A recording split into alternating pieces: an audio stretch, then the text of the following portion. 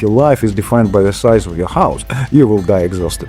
God doesn't have a chance to speak back to you because always talking. It's not about to achieve, but how would I be good at testing my own limits? Instead of just like saying that I'm smart, prove it. Do something beyond yourself. One of the problems that our world has is the problem of leadership. It all begins with a simple understanding that I am a leader. I believe if they would be praying whatever the number of times per day, everything would be given for them. No. When you're asking deep questions, God comes back to you with deep answers. So just basically, you have to ask deeper questions. It's not about what we have. It's about what we could create and what we could achieve. You wouldn't find even a line in a Bible that life is smooth and easy. Hello and welcome to the Mountains of Influence podcast, Deployment to Domination. I am Abimbola Olide, and on this podcast, we dive into deep insights and experiences and wisdom of kingdom-minded professionals who have reached the pinnacle of success in their respective industries. Our conversations uncover the principles, challenges, and faith-driven strategies that have guided these leaders to not only excel in their fields, but also to use their influence for a higher purpose. We explore the unique journeys of these trailblazers, learning how they have navigated their careers while staying true to their faith and how they continue to make an impact for the kingdom in everything they do. For you watching or listening, this means access to invaluable lessons on navigating your own careers with purpose, overcoming obstacles, and discovering how to integrate faith and excellence in your professional lives. Each episode will inspire you and equip you with practical tools to step into your place of influence and thrive in your journey towards kingdom impact. And today, I have the honor of sitting with Dr. Oleg Konovalov, a global leadership expert, a global thought leader, author, business educator, consultant, and C-suite coach. Oleg is named among the top 8 global experts in leadership and shortlisted for the Distinguished Award in Leadership by Thinker 50. He is on Global Guru's Top 30 in Leadership. He is the #1 global leading coach, Marshall Goldsmith Thinkers 50 Award, and has been named, listen to this, one of the Global 100 Inspirational Leaders 2022, along with the likes of Bill Gates, Elon Musk, Jeff Bezos, Oprah Winfrey, just to mention a few. Having been named the Da Vinci of visionary leadership by many leading authorities of our time, Oleg is considered #1 in the world in the field of vision and visionary leadership. He is the author of the, wait for it, Vision Code, The Fisherman's Path to Leadership, Leaderology, and other books. Ladies and gentlemen, please welcome with me, Dr. Oleg Konovalov. Hello, Doc. Abimbola, good morning. Good morning. Good morning, good afternoon, good evening, wherever you're listening from. How are you today, Doc? Cool. Glad to talk to you, and thank you. Thank you for inviting me on your show. Thank you. You're most welcome. It's an honor to have you here. So let's dive straight in. What does influence mean to you? Influence, you see, I'm not a celebrity that sells, selfies or pictures across the globe. Influencing, it's adding value to people at everything you do. It's one thing. And therefore, it's responsibility. It's always about responsibility. When I first time came from Thinkers 50 event, just like with a golden badge, with everything, and I was so proud. I got back home, and I said, look, I'm one of the smartest in the world. And my wife looked at me and said, can you take care of the bin in a smart way? Just like, it's all about responsibility. It's not about how you've been named. If you walk into Sainsbury's, who cares who you are? Nobody. No, right? And teachers at my son's school, they hardly know who am I, right? It's not about this. It's about what I could do and what kind of a responsibility I accept. So it's not about celebrating. It's a hard work. It's a hard work. It's a hard responsibility. It is.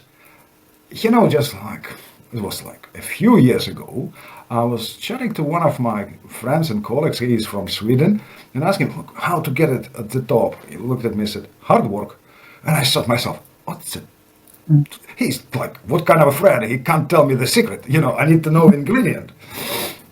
So, fast forward, fairly recently someone interviewed me for his book and asked me the same question after the interview, said, how to get on top. Without blinking an eye, I said, hard work. And I could read that expression on this guy's face, and I said, okay, relax. It's about how to think hard. And therefore, it's always about commitment. It's always about value. It's about what you could do. Therefore, it's not about, I'm famous. Who cares? Yeah. Amazing, amazing. Wow. So tell us about you. It's one thing to read a biography, like, oh, this is where you are right now. But tell us about you. Where are you coming from, and how did you get here? How did you get to the pinnacle of the mountain of, leadership? What is your story? Right. Actually, the story is fairly long, and I believe that life is not a place we live, but a path we take. And it's always about a path that we're taking. I started as a second engineer on a deep sea British trawlers. So, and by definition, I was, or by default, as my parents saying, the best scenario could be a foreman at some kind of a workshop, just like. So, set a limit. Many people believe in being at a specific place. In a good sense, many people believe in a finish line. I have a house, I have a nice job, I'm married, I have a car, it's a finish line. You don't need anything else. Those who are aiming to get really, really at the top, these people don't have even understanding of a finish line. Right? Because it's not about, I have a house, I want a bigger house. No, it's just ego. It's your craving. It's all about what I could do more, what I could do better, what else I could. It's not about to achieve, but how would I be good at testing my own limits? And this is where you're saying, okay, I have started as a second engineer on a deep sea trawlers. Then I've gone to the office. I've grown to a position of Eastern Europe sales director of a large company. Then I've gone into a position of a CEO within fishing industry, which is very tough. And then my colleagues called me a lunatic for a simple reason. I gone for my doctoral degree. They said, hey man, you have enough money. Why do you do doctoral? Why do you study? You know everything about industry, from top to bottom. And I said, look, it's curious. What else I can do? Instead of just like saying that I'm smart, prove it. Do something beyond yourself. So I ended up on this side of the world. But eventually I realized you can't chase every money within industry. You must create something that is bigger than myself. And this is where it's not about finish line. If your finish line, if your life is defined by the size of your house,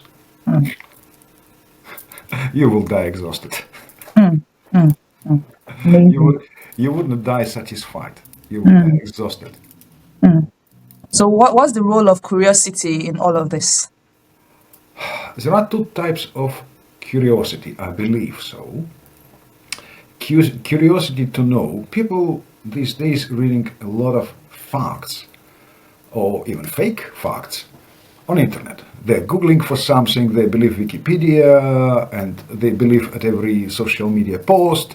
It's curiosity to know. Oh, I know about this. Actually, the depth of this knowledge is very shallow. It leads to opinions. But another serious part of curiosity is very important. Curiosity to explore what is there. What is something that I never touched? Because let's think, we're taking for granted most of the things. We're not questioning ourselves. We're not questioning our knowledge. But when you are curious to explore it, then you're really digging deep. Then you're really becoming a person with wisdom, the person with deep understanding. You know how you could reveal the meanings of the events around you. And that is curiosity in this sense should be not just another Google. It should be something that springs you up. It makes you to explore the world. Think, any married couple, just married, I'm not saying happy couple, I'm saying married couple. And this married couple, they strongly believe that they know each other. But shortly they start arguing, they're not happy, they're not exploring each other. They're not revealing the greatness of each other. Therefore, curiosity, what I could do better for my wife. What I could do better for my son. What is something that would be great to explore and understand more, that would allow me to add more value to everyone. Amazing. I'm just curious, since we're talking about kingdom influence and things talking about, getting to the mountain of influence on kingdom mindset. What's your Jesus experience? Jesus experience. Every faith, Christianity, Islam, it's all about, it's not about a number of prayers that you know. It's not how many times you're visiting your parish or you're involved in your parish. It's about ability to ask deep questions. You're not asking God, why you're not giving me a better car? Or it's not about this. It's ability to ask a question, God, give me the strength to go through the, difficult times. Or I'm grateful for something. It's conversation with God. People believe if they would be praying whatever the number of times per day, everything would be given for them. No. When they're praying without meaning, without asking these deep questions, they're simply nagging. Give me something, give me something, give me something. And God, give me, right? Oh, I'm guilty. So God doesn't have a chance to speak back to you because you're always talking. So you're not listening, God. When you're asking deep questions, God comes back to you with deep answers. Amazing. They might be short, but they would be deep, right? So therefore think,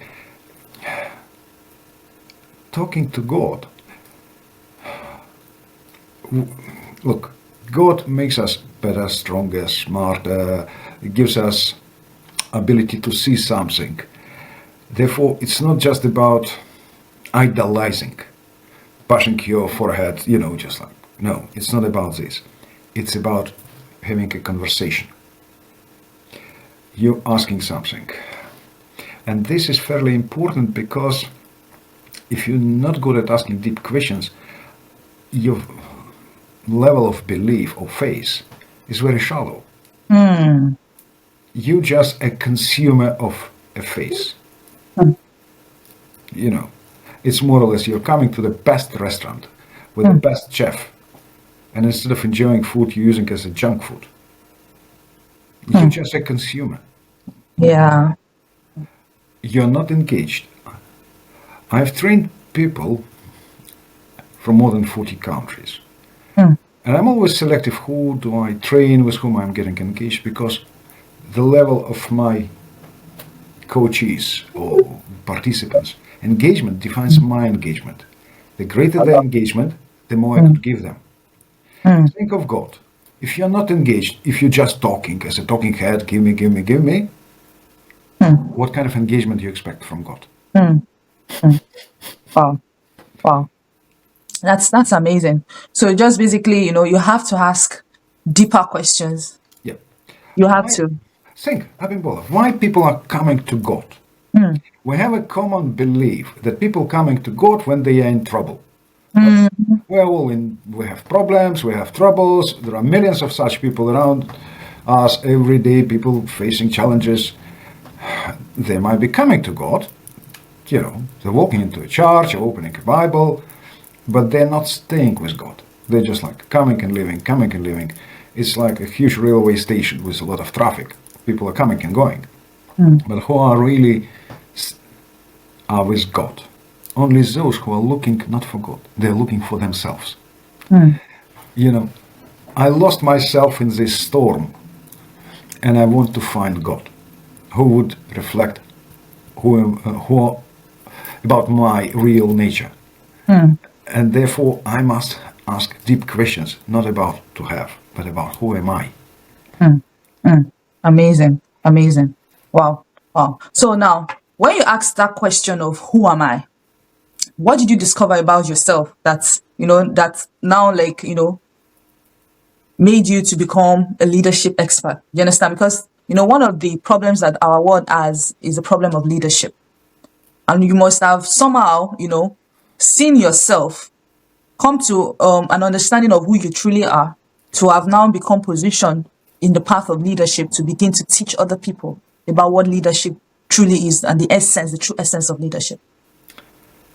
It all begins with a simple understanding that I am a leader. Regardless of your level, high level, low level, as soon as you would accept I am a leader, that means I'm responsible for developing the future for these people, lead them there, right? Declaring self that you are a leader is a good way to a failure, because you must be good at showing people where to go. When I realized that, who am I found that I'm an explorer. Explorer of what? I'm exploring grand solutions for people. Therefore, those days I was the first person in humanity who explored what is the nature of vision, how to develop it, so who explored that algorithm. For whom this is important? For people. Why it is important? Because it will define how they would live tomorrow. Therefore, you're looking at something much grander than today's worries. Think on a simple example. If we'll take a family, a couple which is arguing, right? Are they negotiating their past or are they negotiating their future? In most cases, they're arguing about their past instead of focusing on what they could do to live better together tomorrow. It's just like for a company, it's not about what we have. It's about what we could create and what we could achieve tomorrow. That makes this company a winner, a true winner. It's not about what we have at hands. It's about how we could use selves as the best resources to create something phenomenal. Nelson Mandela came up with his vision for South Africa. How much resources was available for him? None. It's all about how you think into the future. That's fairly important. What do you do in terms of making this world better? If you are leading people. Therefore, your thoughts must be there in the future, not in the past. Wow. So vision is all about constantly looking into the future. Oh yeah. Not the review. No. You must be grounded to a reality, because what is relevant for people, what is needed, but it's still about being focused. What I could do better for tomorrow. What the vision of what could be better. Yeah. Amazing. Wow. So now brings me to, a question that has been bubbling up in my mind when I saw your book, The Fisherman's Path to Leadership. And it reminded me of how Jesus' first set of disciples were fishermen. And I was like, okay, is there a correlation? Is there a mirror? Like using that, why did Jesus go to the fishermen first? And then now I know that you have a book on the fisherman's path to leadership. So can you marry the two for us and help us draw some insights from those two scenarios? Okay. First of all, to be a good fisherman, you must be very good at gaining lessons from your experience. Therefore, he talked to people who could reveal the lessons from their experience. Otherwise, tomorrow you will catch nothing. We all have thousands of different experiences, but not all of us are good at gaining lessons out of this. Therefore, most of us are like hamsters in a wheel. We tend to repeat the same mistakes again and again and again. We are not thinking about outcomes. Think. If you ask someone who's been at a large conference or leadership event, and if you would ask this person what you have gained out of this experience in like 3-4 short lines. Most people would struggle. Oh, it was nice. But it's not an outcome. What you have learned. Fishing is always about learning. Right? And fishing is a lab of thinking whilst you're in nature. Leadership is a lab of thinking for people about the future. Therefore, it's always learning. Jesus came not as a dictator. He came as a teacher. He said, what lessons, what you have learned? Learn from this, gain from this. Another thing is, fishing. Those days I was a second engineer on a deep sea trawler, and I know how to face tough storms. Therefore, if you want to really be good at withstanding challenges, you must be the strong storm yourself. You must be stronger than this storm. Then you will enjoy it. You wouldn't find even a line in a Bible that life is smooth and easy. Therefore, you must be good, be prepared for the storm. Amazing. And you know this Bible story when the apostles got into the storm and God said, why are you panicking? And he walked on the water. So you must be really good at understanding that storm is just a challenge. You must be stronger than it, walk on the water. Wow. So this is just amazing, being able to deconstruct the DNA of a fisherman and juxtapose that to what actual leadership should be. Yes. The patience that you have to exercise, to wait for probably the fish to come to you. And then that part that you mentioned about weathering the storm, like you yourself, you have to be a storm to be able to withstand the storm. Yes. And then you will enjoy it. And you will, you would literally walk on the water because you're enjoying it. Building that staying power, that tenacity. And I feel like that's really, really profound, because looking at what you've just said about what it takes to be a fisherman and then juxtaposing that on leadership, it's just, giving me some insight as to why Jesus would pick the first set of people to be fishermen, people that have tenacity, that can weather the storm because he knows what is coming. So they are built for that journey in the first place. And, I really enjoyed conversations all days with old fishermen. I've worked with one of my colleagues. He was from Iceland, a phenomenal guy. He started working at the age of 12, rowing a boat just physically rowing, right? Because all these trawlers, they were having small boats which were circling the net around a certain area. So it was hard physical work in an open ocean at the age of 12, right? So those days it was still steamships.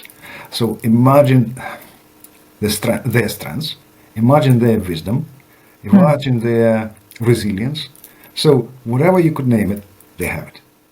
Success is a short-term result of a long-term commitment. You need to come to the realization that you are a leader. Young people want everything now. I believe age deserves a pension. Wisdom deserves respect.